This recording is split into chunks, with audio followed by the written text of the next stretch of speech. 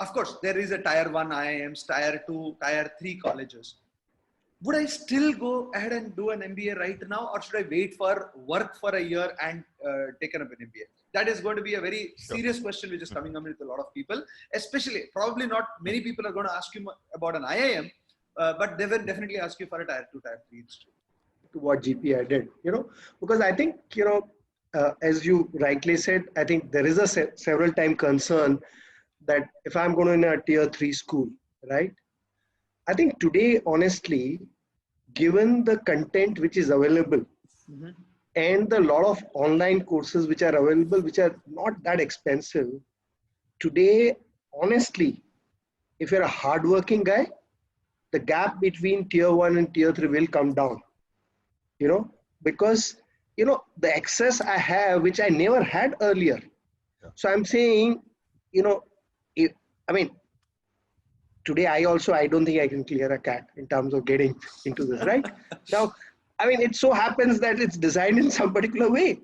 That doesn't mean, I don't necessarily believe that our admission criteria are the, best way to judge, potential somebody who will do well in business. So I think if you can actually say that I'm not going to allow my institution to define you, because of the kind of content which is available today, it's, so I think the opportunity for people who are not in a great school, provided they take initiative, is going to be significantly higher than any time in past. Right. So, but finally it's saying that you will have to take initiative, take control of your life. IIMs, MDIs, SPJANs, FMS will not have a problem this year, next year, the year after. I'm not talking about those institutes at this point of time at all. I am talking about the tier 3, tier 4 institutes. That is where the struggle will be. Because whatever the situation is, after all, if you look at the top 10, 15 institutes, what is the output in all? 5,300 students per institute? Maybe. Okay. So maybe 5,000 on the outside. They will get accommodate. They will not struggle at all. There are some companies might take back offer. That is going to be a temporary blip. It will happen. But to me, the target of the student base I'm trying to address it, a student who has to go to the level 3, level 4 institute. From their point of view, for example, I will not take the names of the college. A student asked me today, he had sent me a message on WhatsApp and Telegram both. He asked me, I have these 4 options and I have to, and I should I go for 21 or CAT 20 or should I join this year? And I have a 2-year drop. I asked him a very simple question. Do you want to do an MBA? Yes. Do you think it will be helpful for your career? Yes. Can you get a job in the current scenario? No. Then you don't have an option. You have to do an MBA this year. And these 2 years when the market is down, economy is struggling, this is the time you upskill yourself. This is the time to upskill.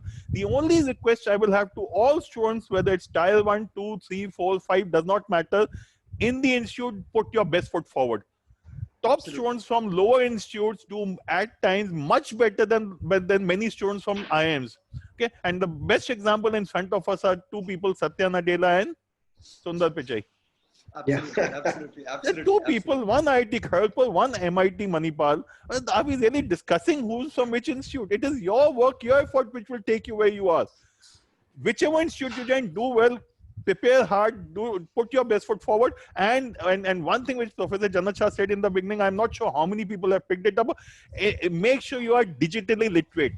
Whether in 1990s, NIIT used to run programs called Excel, Word, PowerPoint. You really need to learn those. 5 years, 10 years down the line, if you can't do analytics, if you can't do digital, you are illiterate. That is, take these 2 years and make sure you're well equipped for the future.